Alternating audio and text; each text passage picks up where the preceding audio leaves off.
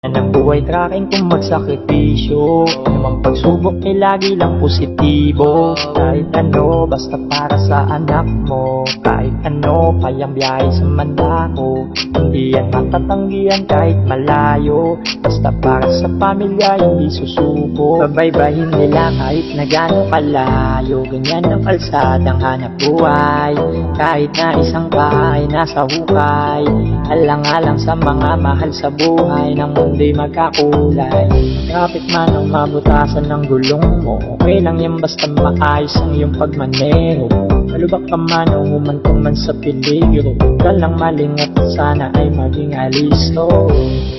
Sa ganun ay di ka makabangga, ang pag-iingat mo'y idoble pa, pagkat ikaw ang tanging pag-asa ng pamilya.